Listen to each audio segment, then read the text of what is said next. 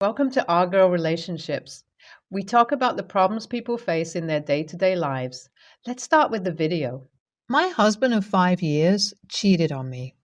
How did I find out? I walked in on him and his affair partner in our room on our bed.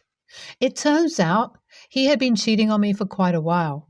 We've had our differences lately, but I never expected that this was the reason. I kicked them both out and contacted a divorce attorney immediately. Before I caught them, I was out on a business trip. It took more time than I expected. I was there for about a month and a half, and I was originally supposed to return 15 days later. If I had, I would have never caught him in the act. My attorney and I were about to send him divorce papers. We shared a lot of property. I could destroy him in court with the proof I had, but he didn't know that. Before we could send him the papers, he had made the first move. He accused me of cheating and denied all allegations of cheating on me. He had some type of proof, but I had never cheated on him. My attorney and I discussed our future moves, and we decided to let him drag us to court. Since he had false evidence, he was going to commit perjury. That idiot had no idea that he was going to walk into my trap. The court date was set. His family sided with him and I didn't care. I was enraged, absolutely furious. My anger was boiling within me, but I didn't let it leak. I was going to annihilate him and his posse. My family supported me. I had even tracked down a few of his mistresses. He had no idea. We had a joint account and I immediately had it frozen the day I caught him. My attorneys made sure nothing was moved from any of our accounts or properties.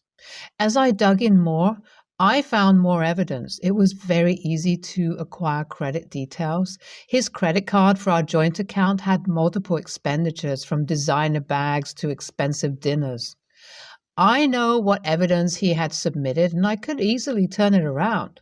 There were pictures of me and my new business partner having dinner and then going up. We had gone up to one of the private meeting places where the rest of our partners would join us. My husband wasn't aware of my recent business dealings. The business meeting had taken around 3 hours. I bet he thought that my walking out with my business partner that late would be enough proof. The court date arrived. The hearing started. He presented his evidence. My lawyers took over and presented ours. I had asked my business partners, including my new one, to be witnesses. One of them owned the hotel we were at and provided pictures of all of us leaving it a few minutes after each other. He, my husband, had forged a few pictures of me and my other associates, and I could easily prove that it wasn't me, as I had been in multiple meetings around that time. I had my travel and meeting schedules with me. He was nervous at this point. I noticed his little habit of fidgeting when things don't go his way. Then my evidence was presented. I presented the credit card records first. Then I had messages from the women he had slept with. He shouldn't have left his home laptop at the house. His lawyers thought that was it, but then my team went in for the kill. Before leaving, I had set up a new security system. Cameras were set up all around my house. To make sure they were working, I set one up in my room, and I forgot to set it up somewhere else before leaving. Thank God I had forgotten. The camera was set up 2 days before I left on my trip. His lawyers tried to make it look like I was spying on him, but I had the security person on a video call explaining that he had asked me to do that. The recordings showed my husband bringing multiple women into our house. At first, I thought it was only one, but he had over 10 women over at the house while I was gone. I looked at his family and they sat there in disbelief. Their son had committed perjury, provided false evidence and testimony, and falsely accused me. His whole team was doomed and they knew it. At the end of the hearing, I won.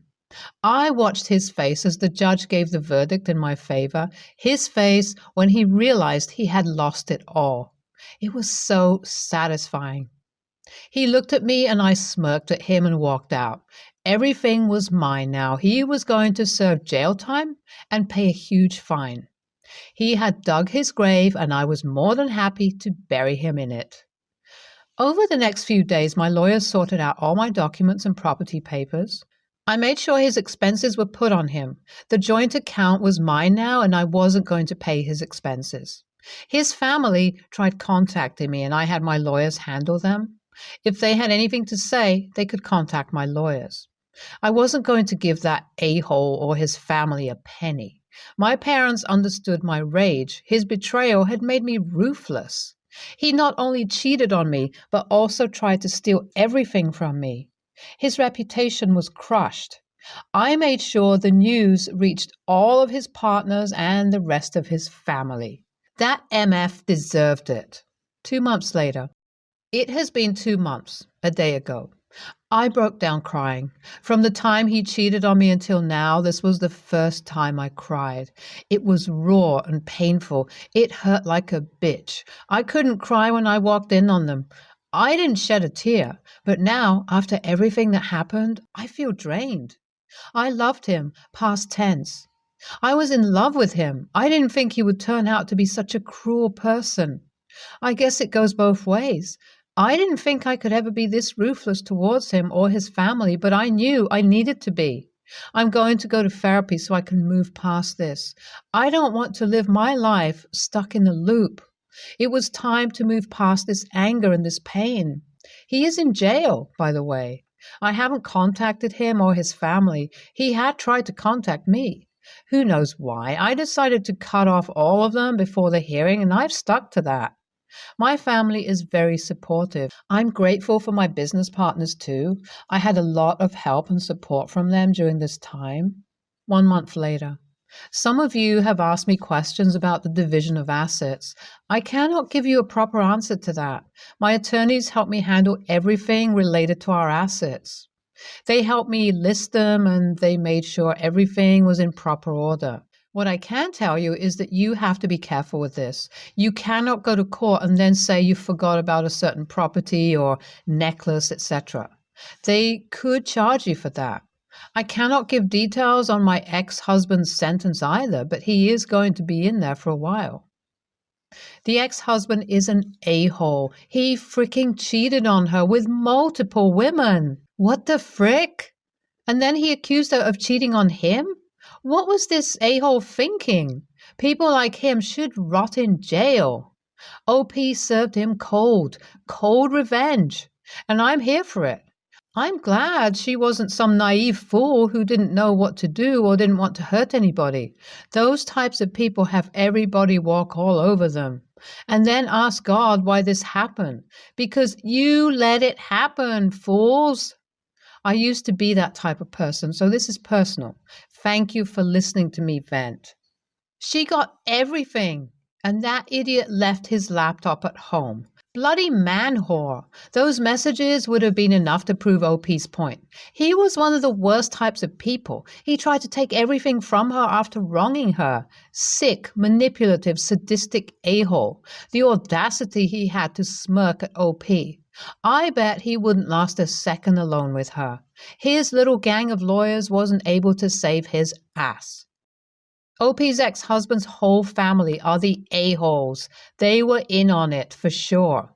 I would have paid money to see those a-holes go down. That is why being aware of everything, even if you're at your worst and overwhelmed by emotions, is important. OP's decision to freeze all the accounts was key to all of this. He could have emptied the accounts of all the money and she would have been left with nothing. I bet he was still with his mistress for the night. More than 10 women in a month and a half? I'm not one to judge, but while you are married, there has to be something deeply wrong with you to inflict this type of pain on your partner. I don't even want to imagine the type of pain she experienced while looking at the video recordings of her house and her room. She didn't even cry. It must have been so numbing. She has finally let all her emotions out, and I pray she recovers her strength to move on. I, 33, female, was diagnosed with rare cancer in August and told I could potentially only have 1 to 2 years to live. Treatment would be aggressive, so I was to start short-term disability ASAP. I was an emergency medical dispatcher for 10 years. My fiance worked on the ambulance for years and had already put in a transfer request to dispatch. With the understanding he absolutely required days to care for me at night, it was approved. Our chain of command is S, and then the manager, L. S and I have been very close for nearly 10 years. She was even present when I was diagnosed and knew what was coming. She also loved working with my husband and was our maid of honor. Out of nowhere, S and L say they're moving him temporarily to nights, meaning it could be months. I told S this wouldn't work. We had said he required day shifts. But instead, the other new hire was given the day slot so they could work directly with their girlfriend. Favoritism is pretty blatant here. His first night shift, I had a fall from weakness, prompting my elderly mother to stay during his shifts. At this point, I was getting nowhere with S, and L was out indefinitely due to a personal emergency. I told S there were unethical practices happening, and if I was forced to go all the way to the VP to ask him why, then I would, but I didn't want to. Just to be clear, I was literally never once disrespectful to her, and I was probably way more transparent than I should have been because she was an old friend.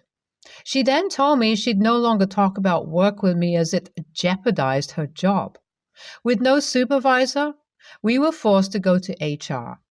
S tried lying, saying I said night shift would be fine, so I had to draw up a very detailed timeline and include emails, screenshots of texts, etc., just to prove our side. We also submitted FMLA and ADA paperwork. HR called stating he'll be moved to days within a week. I've never heard them sound that nervous in all my time there. Clearly, somebody screwed up big time and got caught. No idea to what extent, but obviously S got in trouble and completely ghosted me. She refuses to even speak to or look at my husband in the office. I told her I was going to expose whatever unethical practices were happening. I just naively didn't think she was a part of it, but I think she thought we wouldn't push the issue because he and I are both very laid back people, generally speaking. I never wanted her job to get screwed up in this process, but I also feel like if she got caught, she should be held accountable. She's causing harm to people. I just feel bad because I had to put everyone on blast to HR to prove what he and I were saying was true, and I'm sure she felt betrayed. Have you ever heard the term fair weather friend? That is what S has shown herself to be. Practices like FMLA and ADA accommodations exist for a reason, and she ducked up. Big time. HR was nervous because there's a lot of fines for businesses that don't follow the rules she clearly ignored. I'm so sorry to hear about your diagnosis, and I wish you well with your treatment. May good health and peace find you. NTA. NTA, you didn't do this to her. She did this to herself. You requested reasonable accommodations. You and your husband follow the rules. S did not. Simple as that. Don't lay down and take disrespect under the auspice of friendship. You did the right thing. Count yourselves lucky to be free of a false friend and dishonest person. I hope for a full and expedient recovery for you. Ignore all this nonsense. Focus your energy on getting strong. I sincerely hope for the best for you. I'd gone on a few dates with a guy, Ben, who I met through mutual friends, and he'd stayed over my place last Friday. On Saturday, he got up to shower and invited me to join him. But when I came in, the bathroom stunk like piss, to be honest. And he was literally standing in the shower pissing on the wall. Like when he was expecting me to join? I don't know what he was thinking. The shower reeked, and he just peed on the wall that isn't even near the drain that has rough-shaped natural stone tiles that are hard to clean. I yelled at him to use the damn toilet, and he just kept peeing on the wall. Till he stopped, and I was like, "What the frick are you doing?" And he was like, "Don't pretend you don't pee in the shower." And I told him, I literally don't. I piss in the toilet. And hell, even if he acts like that at home, Why do you think it's all right to piss on my frickin' wall? He was being all condescending, like, calm down, and girl, chill. And of course, being to calm down never works. I was like, don't frickin' tell me to calm down. Go clean up after yourself and get out. And I grabbed a bottle of bathroom tub and tile cleaner and gave it to him. I left him alone to clean up, and he came out like, is this bleach? And I was like, nah, it's tub cleaner. And he said it smelled like bleach. And did I really just give him bleach to use on pee? Because you can't do that. I was like, I genuinely don't give a frick. That's the cleaner I got. He went to clean the bathroom and open the window because he was saying you can't use bleach on pee because of some chemicals. But anyway, after that, I told him to head out. I thought it was just super nasty and weird, to be honest. I don't know if this is weird for me, but I'd be happy to have a whole relationship never seeing my partner's bathroom activities. Let alone after a few dates without asking? What the frick? And it's just so inconsiderate to not even think of cleanup. Like, what idiot pees on the far wall of the shower where water doesn't even run over? On rough rock? Dude's just pissing on my walls at that point. So to me, it was pretty obviously nasty as hell and not cool. But I got a call from the mutual friend who introduced us saying he heard I kicked him out at 6 a.m. for peeing in the shower. I was like, yeah. And he was like, and then you made him clean with bleach? Bleach on urine? That causes chlorine gas. And I was like, how was I supposed to know that? I gave him my tub and tile cleaner. My friend told me I was out of line, and he regretted introducing us because he figured I'd be chill. I was like, dude, would you be chill if I came by and pissed on your stuff? He said, it's not pissing on my stuff. Everyone pees in the shower, so does he. I was like, I really don't need to know that about you, honestly. AITA for kicking my date out for peeing on my shower wall in front of me? Oh my, what? NTA. So hard, NTA. Even if you did pee in your shower, even if it's normal, I'll leave that for someone else to decide. And even if you weren't going to join him in the shower, how does this dude think it's normal to do that in someone else's shower? Your own bodily fluids are obviously a completely different story. It's no argument at all to say everyone pees in the shower because it's not his shower. And to do it right in front of your face? What the hell? He was feeling way too comfortable. No one wants to see that from a guy they've been dating for such a short time. I wouldn't even want to see it from a partner of 10 years. Block this man and the friend because they've got weird-ass standards. My younger sister, Tessa, has been with Brian since her freshman year of high school, currently seniors in college. My mom has always loved Brian and treated him like family. He has some issues with his own mom and spent most of his time at our house. 6 months ago, Brian pranked my wife on a family trip by destroying all of her makeup. She found it in the toilet and in the sink filled with water and was irate. I've never seen her like this. We woke my mom up screaming and demanding she find out who did it. She didn't seem to think it was a big deal and tried to go back to sleep. Finally, she realized we were serious, so she woke Tessa, Brian, our other sister, and her boyfriend up to get to the bottom of it. Brian couldn't keep a straight face and finally admitted to it. My mom again tried to act like it wasn't a big deal, but I cussed Brian out and demanded he replaces everything. We came up with an estimate which was just over $1,000. Makeup is her passion. And my mom paid it because she said Brian was just a college kid. I was pretty pissed and we cut contact with Brian. It has since been implied that he was bribed with a fancy watch to do this and everyone was drunk. But to me, there is no excuse. I still don't frick with Brian. Well, my mom is currently planning a wedding and was talking about how she has no one to walk her down the aisle as she is mad at her father, but she feels like it's weird to not have someone. Brian volunteered and she was clearly really moved by it and said yes. I internally felt sick. I told my mom that if she publicly honored Brian like that, I would not be able to go. My mom seemed really taken aback and said I was being crazy and we need to put this aside for a wedding. I said I was sorry, but I could not go if Brian was in a position of honor because what he did was despicable. My mom said I was selfish and an a-hole and was like, fine, don't come. Brian got mad and said I was punishing my mom, and Tessa was screaming at me, calling me selfish and a horrible son. TA, it's not about the damn makeup. It is about not respecting someone's items. It's about how Brian had zero consequences for his actions since OP's mother paid.